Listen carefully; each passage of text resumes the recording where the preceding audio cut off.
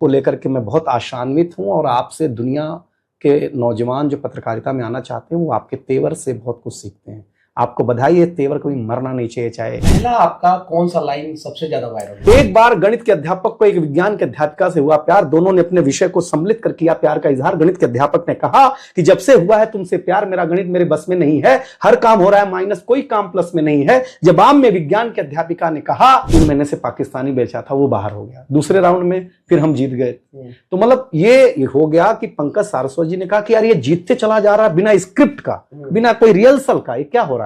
तो शेखर जी ने कहा कि भाई वो अच्छा कर रहा है तो जीत रहा है, हम उसको हटा नहीं सकते, तुम कितना भी कर लो। अगर मैं आपके साथ खड़ा हूं तो फिर आप बुरा भी करेंगे तो मैं आपके साथ खड़ा हूं, क्योंकि मैं आपकी बुराई के साथ नहीं खड़ा हूं, मैं निष्ठ कश्यप के साथ खड़ा हूं। चाहे वो पंकज त्रिपाठी भैया हूं, चाहे वो मनोज वाजपेयी भैया हूं, चाहे कोई खान सर हो, कोई भी हो, सब लोग पढ़े लिखे हैं, सब लोगों को विवेकशील लोग हैं, इसलिए सब लोग जन स्वराज के पक्ष में। बिहार के पास जो संपत्ति है दुनिया में, चाहे देवता हो या मनुष्य, संघर्ष से बड़ा कोई स्कूल नहीं होता है, और संघर्ष की भूमि आज की तारीख में बिहार से बड़ी कोई है। और विरोध कौन कर रहा है? भाजपा वाले। हाँ, क्यों कर रहे हैं? क्योंकि उत्तर प्रदेश में जो है शराब लोगों को पिला रहे हैं, दिल्ली में जो है शराब का मॉल खोल रहे हैं, राजस्थान में शराब मिल रहा है, हाँ, पूरे देश में शराब से रेवेन्यू आ रहा है, लेकिन बिहार में शराब जो है खराब हो जाती है। लेकिन जब आपके जमीर के खिलाफ, जन सामान्य के खिलाफ कोई भी अन्याय होगा तो मनोज कश्यप तुरंत माइक और कैमरा लेकर के सड़क पे आ जाएगा। ये वादा आप कर दीजिए, ये वादा हुआ है। मैं इस चेहरे को आप लोगों ने कभी ना कभी देखा ही होगा, यूट्यूब पे वीडियो के माध्यम से या टीवी चैनलों पे। नाम है दिनेश बावरा और रहने वाले हैं उत्तर प्रदेश के गोरखपुर के। कुमार विश्वास जी के साथ अनेकों मंच साझा कर चुके हैं। शुरुआत इनका सन 2000 से होता है। 25 साल से ये कविता कहते आए हैं, लाफ्टर चैलेंज शो में भी जा चुके हैं और अभी हमारे ऑफिस में हैं। तो स्वागत है आपका। मनीष भैया, मैं स्वागत है कि मैं जब भी पत्रकारिता की दुनिया में युवाओं की तरफ देखता हूं तो एक चेहरा जो आपका है, ये आपके मुंह पे नहीं कह रहा हूं, ये मुझे बहुत प्रभावित करता है। हो सकता है कि राजनीतिक चेहरे से मैं उतना सहमत नहीं हूं, लेकिन आपके पत्रकारिता वाले चेहरे को लेकर के मैं बहुत आशान्वित हूं और आपसे दुनिया के नौजवान जो पत्रकारिता में आना चाहते हैं वो आपके तेवर से बहुत कुछ सीखते हैं। आपको बधाई है, तेवर कभी मरना नहीं चाहिए, चाहे दुनिया इधर की उधर हो जाए, चाहे कुछ भी हो जाए। हम लोग जिस प्रकार से आवाज उठाते थे, उठाते हैं, उठाते रहेंगे। और शुरुआत आपका कहाँ से होता है? गांव में नौटंकी जो है वो हम देखने जाते थे, ब्राह्मण के बच्चे थे तो देख करके जब आते थे तो कुटाई होती थी कि अपने घर का आदमी नौटंकी देखे जाई, नहीं, पिटाई होती थी। और लेकिन मेरी माँ जो थी, जब मैंने बहुत दिन बाद ये रिसर्च की कि मेरे अंदर ये कला कहाँ से आई, तो मेरी माँ जो थी गांव के जो पारंपरिक गीत होते हैं जो मतलब घर की औरतें मिलकर के गाती हैं, उसमें एक उनका ठीक ठाक नाम था। जब हमारे यहाँ दमाद आते थे गारी गाने के लिए, कजरी गाने के लिए, सोहर गाने के लिए, ये सब गाने के लिए मेरी माँ को बड़े आतुरता से पूरा गाँव बुलाता था। उस समय मैं गर्भ में था और मेरी माँ मेरे मामा के घर थी, नैहर में थी, और वो मतलब जो कहा जाएगा कि अभिमन्यु की तरह ये कला मेरे अंदर आई सुसुप्त अवस्था में।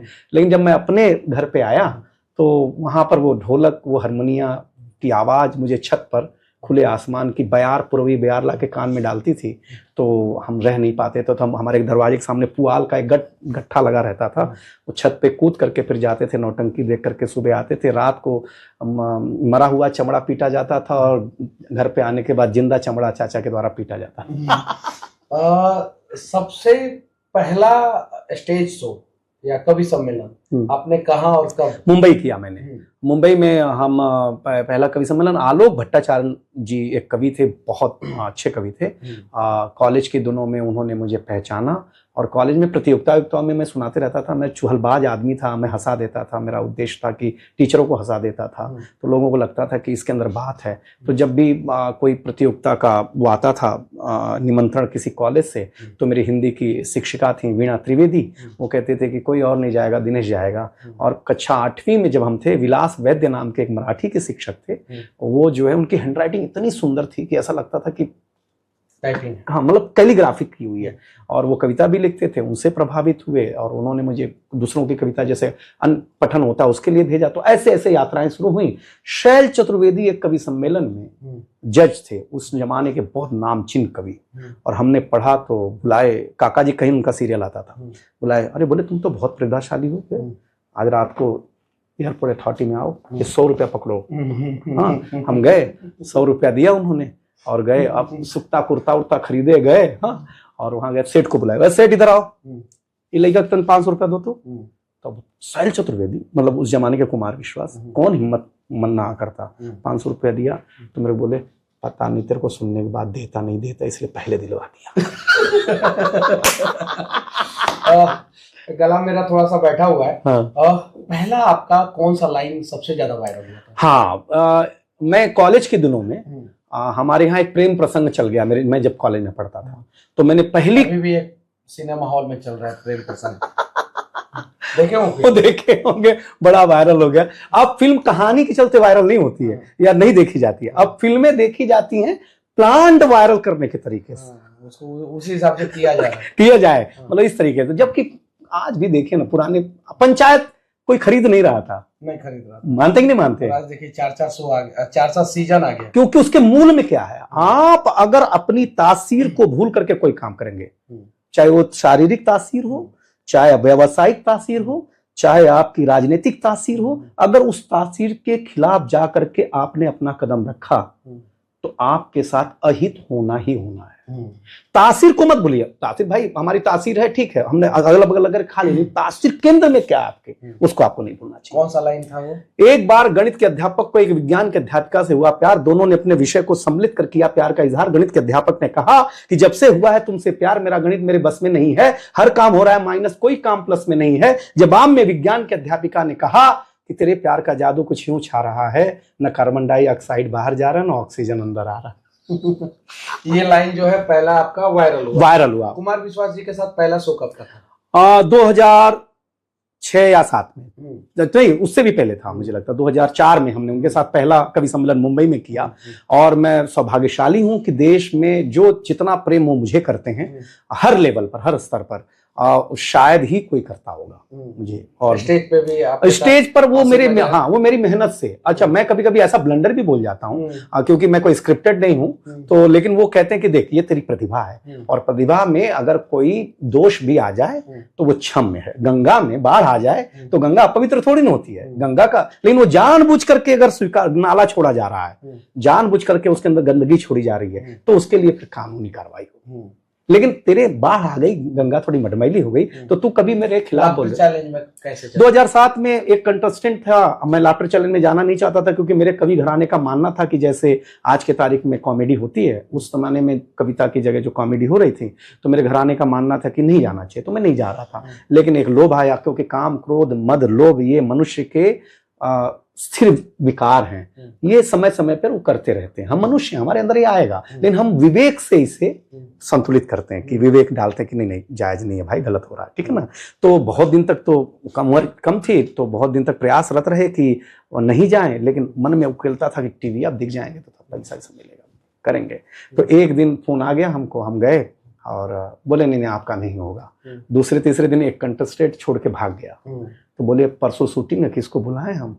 फिर वो दिनेश बावरा नाम का एक कवि आया था ना, उसको बुला लो, पहले राउंड में आउट हो जाएगा, बात खत्म हो गई। हम गए, सिद्धू जी और आदरणीय शेखर सुमन जी जो थे, हमने पहले राउंड में ऐसा पढ़ा कि हम जो 3 महीने से पाकिस्तानी बेचा था वो बाहर हो गया। दूसरे राउंड में फिर हम जीत गए। तो मतलब ये हो गया कि पंकज सारस्वत जी ने कहा कि यार ये जीतते चला जा रहा है बिना स्क्रिप्ट का, बिना कोई रिहर्सल का, ये क्या हो रहा है? तो शेखर जी ने कहा कि भाई वो अच्छा कर रहा है तो जीत रहा है, हम उसको हटा नहीं सकते, तुम कितना भी कर लो।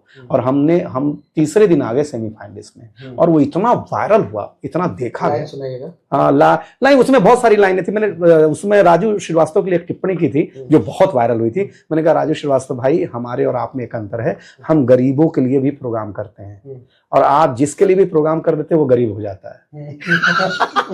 इतना पैसा लेते हैं तो गरीब हो जाता है। उस समय राजू श्रीवास्तव देश में टॉप पे थे, बिल्कुल टॉप पे। अभी जैसे जिस प्रकार से कुमार विश्वास जी टॉप पे हैं। अच्छा कुमार विश्वास जी का कुछ मोटिवेशनल लाइन, कुछ बातें जीवन में जो आपको प्रेरित करता है, तो याद है? हाँ बिल्कुल बिल्कुल। कुमार विश्वास जी की स्मृति, भाषा और विजन, ये तीन पर जो कमांड है, अगर मैं आपको बताऊं, कुमार विश्वास जी ने अगर ठान लिया, जैसे मैं एक घटना सुना देता हूं। राजनीति में आए कुमार विश्वास जी नए नए, और राजनीति के बाद पहला ही मंच या दूसरा मंच मथुरा में था।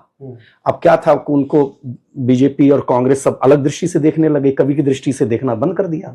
तो ये जो भी बोलते उस खांचे में देखा जाता, ताली कम आई तो हमारे मुंह से निकल गया, अरे महाराज कवि की धार तो पिट गई, कवि गया मेरा, चला गया। कुमार भाई को ये बात इतनी चुभ गई कि वो संचालन पे थे, और मैं ओपनिंग करता हूँ, आज भी करता हूँ जब ऐसा मौका आता है। तो कुमार भाई ने कहा अच्छा धार चली गई है, और कुमार भाई ने ठान लिया कि दिनेश बावरा को बताना कि धार है अभी। और कुमार भाई जब माइक पर आए तो हर 20 मिनट पे एक बार ताली लेते और मुझसे पूछे, धार गई बेटा, धार गई बेटा। और 1.5 घंटे में उन्होंने कुर्सी को उलट पुलट कर दिया था। ये भी बड़ी घटना नहीं है, आपके भी क्षेत्र में, पत्रकारिता के क्षेत्र में भी प्रतिद्वंदिता है। हमारे क्षेत्र में एक कवि का नाम लेना उचित नहीं है, हैदराबाद के थे, उन्होंने कुमार विश्वास जी को हैदराबाद में प्रवेश नहीं दिया 10 साल तक। एक बार अचानक फॉग के चलते फ्लाइट कवियों की कैंसिल हो गई, तो एक बहुत IPS रहे हैं, उन्होंने कहा कि कुमार विश्वास जी से कि तुम हैदराबाद पहुंच जाओगे क्या? कुमार जी के कान में जैसे ही हैदराबाद आया, बोले मैं कैसे भी पहुंचूंगा बस। कुमार जी ने मुझे फोन किया, एक कवि को और फोन किया, और बोला बस हैदराबाद दिनेश आना। हम सबको बोला ये 1.5 घंटे के प्रोग्राम में तू 5 मिनट पढ़ेगा, तू 8 मिनट, तू 9 मिनट, 20 मिनट में 1.5 घंटे में सब कवि निकल गए। और 1 घंटा 10 मिनट जब पढ़ने के बाद कुमार विश्वास जमीन के नीचे थे स्टेज के, तो जितने ट्रेनिंग IPS थे वो सब कुमार विश्वास के कदमों में थे, मेरी आंख के सामने। ये तेवर है कुमार विश्वास, ये जादू है कुमार विश्वास। अच्छा, वो तो चले गए राजनीति में, फिर राजनीति से बाहर भी निकल गए। हाँ, जैसे कभी राजनीति में जाने का मन किया? अरे भाई, हमको कुमार विश्वास जी जब गए तो कुमार विश्वास जी ने कहा कि थाना का प्रभारी बन जाओ। बोला भैया सुन लो, हमारी आत्मा के अंदर एक लगा हुआ है स्पीकर, हम उससे बतिया लेते हैं, हम जीवन में कुछ भी कर सकते हैं, हम राजनीति में नहीं जा सकते। जबकि उन्होंने बहुत बोला मुझे कि मैं बैठा हूं, तू कर ले, ये कर ले, वो कर ले। लेकिन मैं कुमार विश्वास जी जब राजनीति में गए तब भी मैं उनके पक्ष में नहीं था। लेकिन जब मैं उनके प्रचार के लिए अमेठी गया तो लोगों ने कहा कि तुम्हारा कैरियर, मैं, आप जैसा भी ईश्वर साक्षी है, अगर मैं आपके साथ खड़ा हूं तो फिर आप बुरा भी करेंगे तो मैं आपके साथ खड़ा हूं, क्योंकि मैं आपकी बुराई के साथ नहीं खड़ा हूं, मैं नीश कश्यप के साथ खड़ा हूं। बिहार की राजनीति पे क्या कहना चाहते हैं? जो जमीन तैयार हुई है, खालीपन जो आया है, उस खालीपन को भरने के लिए कभी कभी पीतल लगता है और कभी कभी सोना लगता है, ठीक है ना। बिहार का ये सौभाग्य है कि सोना के रूप में एक वैकल्पिक राजनीतिक पार्टी बहुत तेजी से जगह बना रही, पढ़ी लिखी, जिसको पता है कि इतिहास क्या है, जिसको पता है कि स्ट्रेटेजी क्या है, जो अच्छा काजल की कोठरी से निकल करके जो आदमी आया हो, उसे काजल से तो डर नहीं लग सकता ना, नहीं लग सकता, बराबर कि नहीं।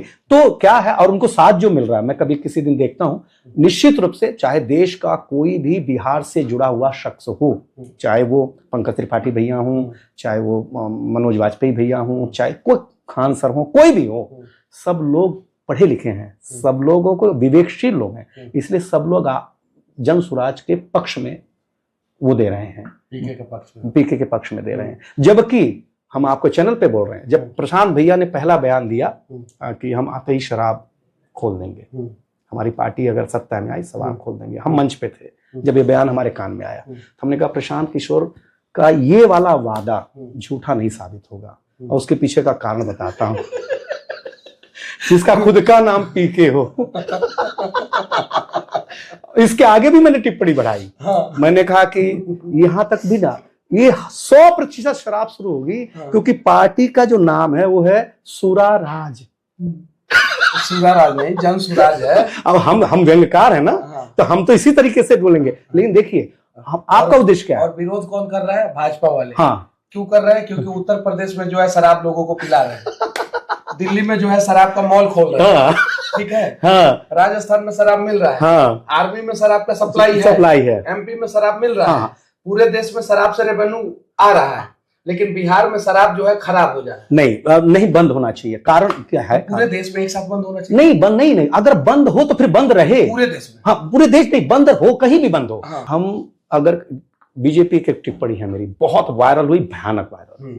हमने कहा कि कांग्रेस कहती है पंजे का बटन दबाओ हमको जिताओ, अरविंद केजरीवाल कहते हैं झाड़ू का बटन दबाओ हमको जिताओ, शिवसेना कहती है धनुष बाण का बटन दबाओ हमको जिताओ, अरविंद केजरीवाल कहते हैं कि झाड़ू का बटन दबाओ हमको जिताओ, जन स्वराज कहती है कि बस्ते का बटन दबाओ हमको जिताओ। बीजेपी ऐसा कहती नहीं है, बीजेपी कहती है तुम कोई भी बटन दबाओ जीतेंगे हम ही। समझ रहे ना?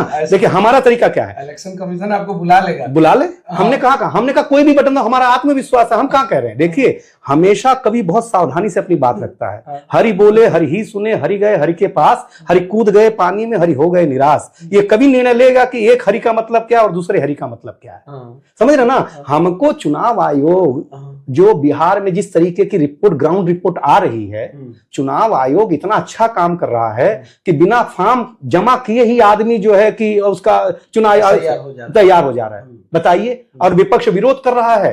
देखिए मैं किसी पार्टी के समर्थन में नहीं हूं, मैं किसी पार्टी का सदस्य भी नहीं हूं, लेकिन जो आंख से देखेगा वही तो लिखेगा। बिहार और बिहारी के बारे में क्या कहें? बिहार देखिए, जो जुझारूपन बिहार के पास है, जो संघर्ष करने की क्षमता बिहार के पास है।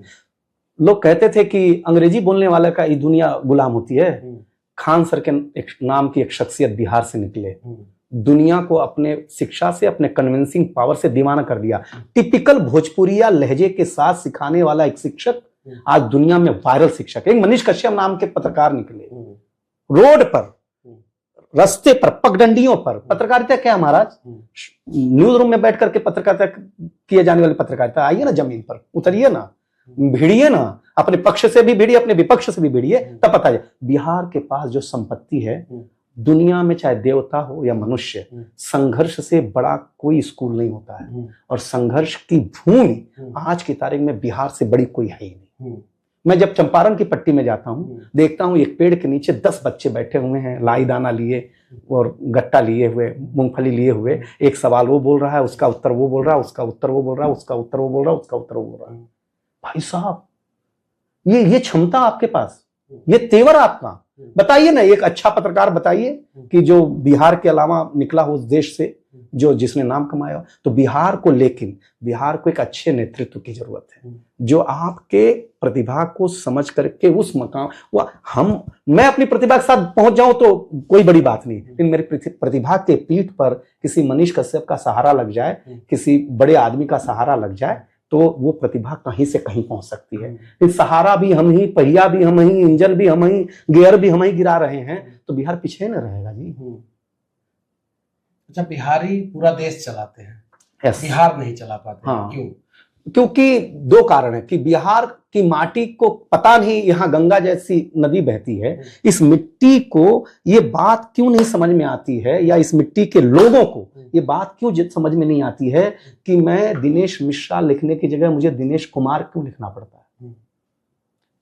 जाति और दलगत इतनी बड़ी चीज है बिहार में, धर्म इतना बड़ा चीज हो जाएगा बिहार में सर, कि हमको कुमार लिखना पड़ेगा, जिससे ये पता न चले कि हम किस जाति के हैं। ये पैमाना जो है ये कितना गलत है। अगर हम कुछ भी, हमें प्रतिभा से आंका जाए, हमारे व्यवहार से आंका जाए, हमारी शिक्षा से आंका जाए, हमें जाति धर्म के नाम से आंका जाएगा। जब तक इस बिहार से जाति धर्म नाम का कांटा उखाड़ करके किनारे नहीं फेंका नहीं जाना चाहिए, किनारे रखा जाना चाहिए। किनारे रख करके विकास, शिक्षा, आपके अंदर सामाजिक सहभागिता, सामाजिक सौहार्द, इस पर जब तक विचार नहीं होगा, बिहार से पलायन चाहे बौद्धिकता का हो या पसीने का, ये होता रहेगा। आप बहुत बड़े कवि हैं। अब 71,000 करोड़ का भारत माता की जय हुआ है बिहार में। 71,000 करोड़ का घोटाला हुआ है, मतलब भारत माता की जय हुआ है। अब इस पे क्या कहना चाहते हैं? देखिए, ये अभी तक का बिहार का सबसे बड़ा घोटाला है। इतना बड़ा घोटाला आज तक बिहार में कभी नहीं हुआ था, कभी नहीं। एक आदमी, देखिए किसी भी घोटाले में ऐसा तो नहीं कि बैंक से लोन लिया और भाग गया, बरोबर कि नहीं। एक पूरा तंत्र काम करता है भैया, पूरा तंत्र काम करता है ना, वहां से लेके यहाँ तक पहुंचने में एक एक आदमी का, उसमें सामान्य आदमी की भी भागीदारी है, जो जन समूह है उसकी भी भागीदारी है। भाई अगर घोटाला हुआ है तो सरकार ने किया, इसमें कोई डाउट नहीं, लेकिन सरकार ने जिसके पीठ के आधार पर किया है वो भी तो हिस्सेदार है कि नहीं है उस चीज के। सामान्य आदमी हिस्सेदार है कि नहीं है, बताइए ना। साइन कर दीजिए, ये पकड़िए 5,000, 50,000 की जगह साइन करके 5,000 लेने वाला सामान्य आदमी का विवेक कब जगेगा? और नहीं जगेगा तो सरकार घोटाला करती रहेगी। एक लाइन की बात है। सरकार को आरोप लगाने से पहले हमें ये भी तो सोचना पड़ेगा कि हमने क्यों साइन किया भाई। अच्छा, बिहार पे 4 लाइन सुनाइए। हे महाराज, बड़ा संकट। हम बिहार नहीं, विश्व की सबसे बड़ी समस्या जो पर एक कविता सुनाते हैं, और मेरा दावा है कि आप पानी दुनिया की, मेरा मानना है ईश्वर ने मेरे हिस्से में ये कविता दी है मनीष भैया, और मैं बधाई दूंगा कि आपने एकदम पत्रकारिता धर्म निभाया। मुझसे सवाल पूछते हो, ये धर्म हमेशा जिंदा रहना चाहिए। हिंदू धर्म, मुसलमान, सिख, ईसाई,